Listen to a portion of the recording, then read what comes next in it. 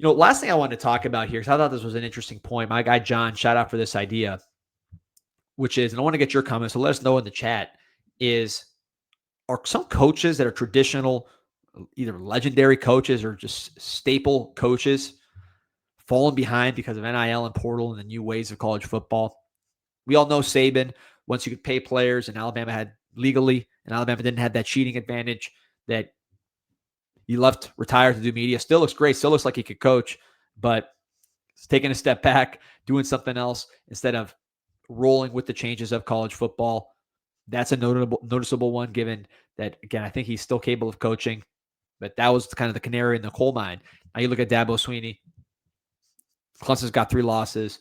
They're in deep, deep troubles. They look nothing like the Clemson program we're used to. They haven't for a while. Even last year, winning the ACC, they didn't look like your typical Clemson team, the proud program they are. It shows you how good of a program they are and their culture that they won last year, but they were clearly going down from a talent standpoint.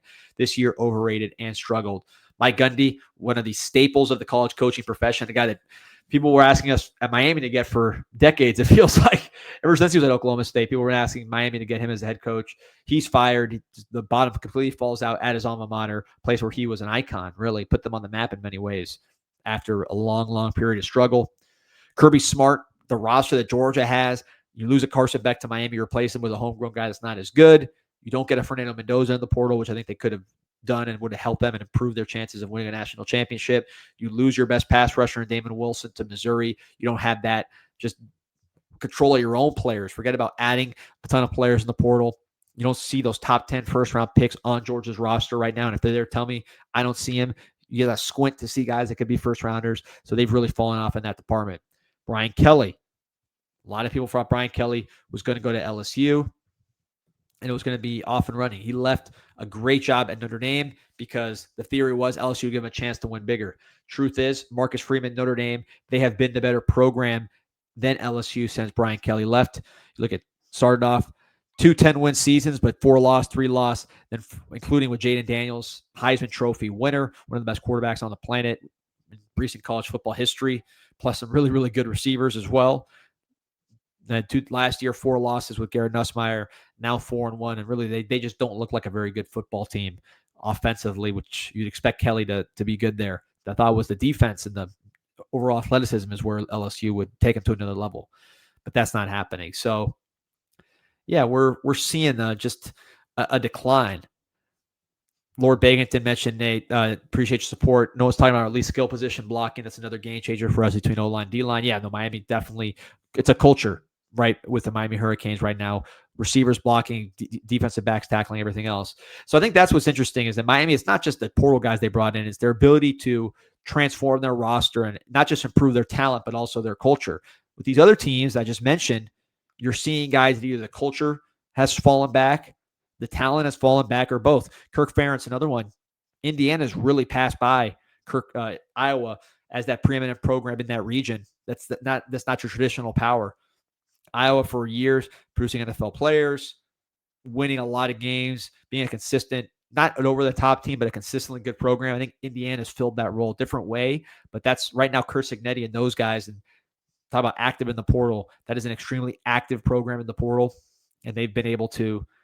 And NIL, and Fernando Mendoza was not cheap. So that's a team that really, I think, adapted. Whereas in Iowa, they did bring in a Mark Gronowski, not as strong of a start as you would have hoped. Mendoza clearly the better portal addition of those two and was the better player here on Saturday. Of course, Gronowski got injured, but ultimately Mendoza made a lot of difference making plays, and as did his supporting cast with Indiana beating Iowa on the road. Very rugged. That was a good football game. Big Ten football, fun to watch.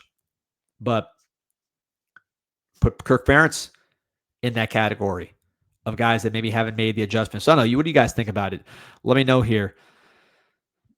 Also, we talk about Buffs and Deion's poor time management. Crazy. Yeah, Deion Sanders having a rough year here. I know he's had health problems as well. I was hoping he'd make this team bowl eligible without his son, without Travis Hunter, just to show kind of how far he's taken the program. And he has taken the program beyond where it was, but obviously not just because of his son.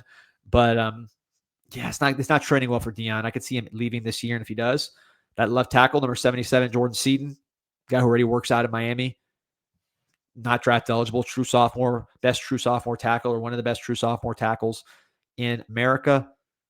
Washington, D.C. native. If Deion retires or something happens there, another bad year, you could see Seton. At least I could see Seton. No info. This is just kind of connecting dots, knowing that Seton's an IMG guy who trains with Francis Malinois, an East Coast guy. I could see him being our left tackle next year with the way things are trending. Again, no info, just kind of putting 2 and 2 together there. And he's a really, really talented player. Appreciate everybody here in the channel. Johnny says, you're right. The game's changed. Texas Tech is a doormat. All of a sudden, they look like a power. And I don't see Joey McGuire being this savant. They're handling it well.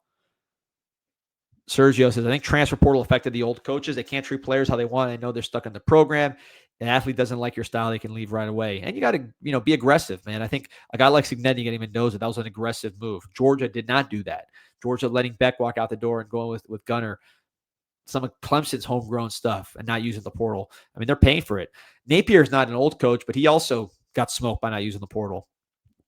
MD talking about the Canes here. The hit rate from this portal class is unreal. A testament to Marlowe's talent evaluation and ability to adapt to this era. Well said.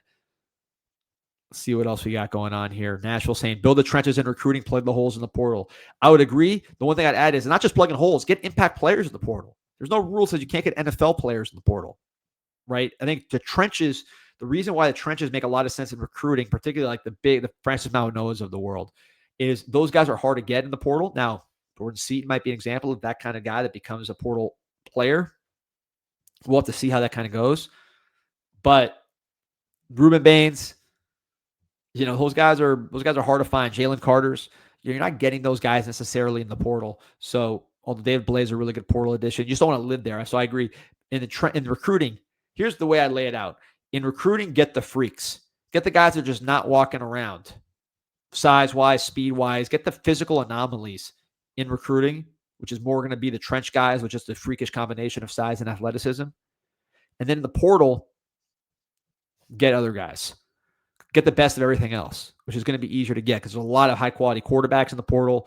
The vast majority, overwhelming majority of NFL quarterbacks right now are coming from the portal. It's become, it's not even close.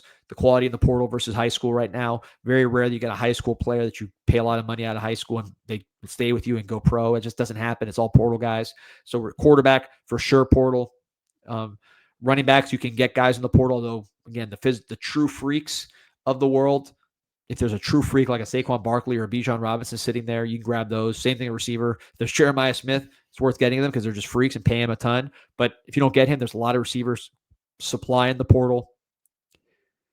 Defensive back, similar. Those freak corners with the size and speed, they're hard to get in the portal. We kind of lucked into Xavier Lucas with a weird situation, but generally those are harder players to get. So those are the freaks at corner, getting recruiting. But otherwise, you can get those guys like quality players in the portal. So I think that's really the philosophy. And some of these old coaches are just not able to do it.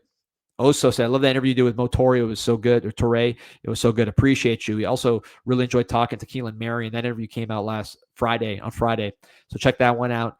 Went about an hour. I didn't even say a word, man. He was talking so much, and it was such good stuff. I love his energy. Great kid. It was really cool off camera, too. Love Keelan Mary and his family, cheering for them to have a big game against FSU and show that he could be the deep threat that we're trying to add to this team. Over 1,500 on. Like and subscribe. Hassan Shiab, I really wish Miami would have pushed harder to get Zechariah Branch. Miami would have been even more dangerous with him, don't you think? Absolutely. He would have helped him, Singleton. I think those are all guys that were affected by not having the quarterback in place. Now, and I'm very happy with how the quarterback turned out with Beck. The only negative I would say about it was just the timing of some of the receivers that we didn't get. But we got some good ones still. I mean, I think Daniels and Marion are obviously helping us a lot. Tony Johnson. But yeah, there were a couple dynamic speed guys, Singleton, Branch among them, that because we didn't have a quarterback set up, they went elsewhere. John Lagoon saying, yeah, Wisconsin, Iowa, BYU teams got JUCO kids and keep linemen for 5 years is dead. I don't know about that. Utah should have been better this year because they got 2 tackles that are first rounders. They got smoked by Texas Tech, a real portal heavy team. So maybe it is dead. But I think some of that is just they're not recruiting those guys as well as they could.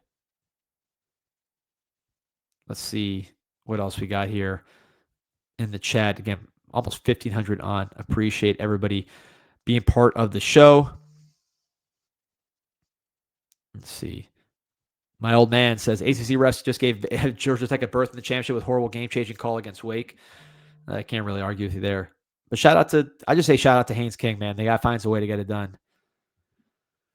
Chris saying, we worried about our ability to make plays down the middle of the field. We need to get more explosive. I think we'll talk about this over the course of the FSU week, but I think JoJo Trader getting healthy, Jordan Lau getting healthy, Elijah Lofton getting healthy, that's going to help us quite a bit.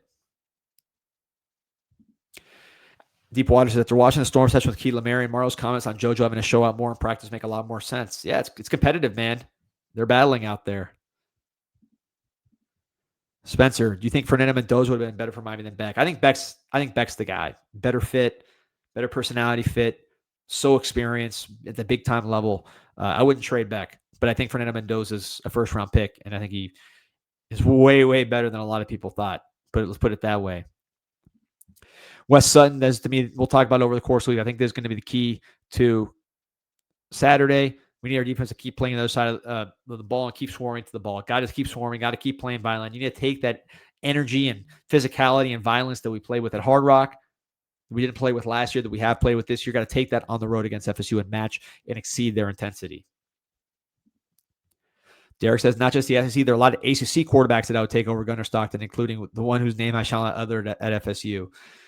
I'm not ready to go there, but I think ACC-wise, Klubnik is probably better than Gunnar Stockton, even with his faults. Oh, it's gotten closer. Definitely, I take Beck over Stockton. We know that story. Beck's just a lot more productive in that with worse players in that same team. Who else in the ACC? I like Mensa over Stockton. I like CJ Bailey over Stockton. Personally, I think put him in that team, and his running would cause a lot of problems. Plus, he's a good decision maker, and he has a strong arm. Who else? Holstein, no. Miller, Moss. I'd probably rather have Stockton. Who else am I missing here from Tommy Castellanos? I'm not ready to go there. The quarterback for Cal, Zagapolitelli. Young guy. He's probably not ready, but talent-wise, for sure. I'd rather have him than Stockton long-term. Yeah, I'd say there's a few. Big Ten, there's a bunch. Mendoza, Dante Moore, I'd rather have. Drew Aller, I'd probably rather have Stockton. Aller's got more upside. Bryce Underwood, I'd rather have Underwood by the middle of the year. I think he's trending very fast. Julian Sane, I'm not a huge Sane guy just because I don't love his, he's, to me, average size, average arm strength, average athleticism, but decision-making is very, very good for his age. He's a natural thrower as far as accuracy and anticipation. So I think Sane I would take over Stockton as well. Altmaier I would take over Stockton. Just thinking about Big Ten quarterbacks. Help me out in the chat. Oh, Haynes King from Georgia Tech. How could I forget? Yeah, I would take him over Stockton for sure. And Healthy Angeli, I'm a big fan of, but he's hurt. So yeah, there's a few ACC and Big Ten quarterbacks I would take over this dude. DeMont Williams from Washington. So Hassan saying, why don't you like Sane? You guys have the same hairstyle. Yeah, my thing with him is he's good. I mean, Sane's solid. He's going to have games where he plays against Rutgers and throws for 6 touchdowns or whatever. I just think in the high intensity games, he's not I would say his size is below average. Average at best, but I would say below average for the Big Ten. Look at the guys I just named: Underwood, Mendoza, Dante Moore. Compare them to Sane size-wise. I think his athleticism below average. He's not a threat to run. I don't find him particularly mobile as far as throwing on the run. Talk about Gunnar Stockton and Ty Simpson, 2 guys we just named. I'd put his athleticism below those guys. Forget, the actual good athletes that can run. Arm strength, I don't see him having a cannon arm. I think he's a good mid-range thrower. He has touch. He's a natural thrower. I just don't think he's got a lot of horsepower. So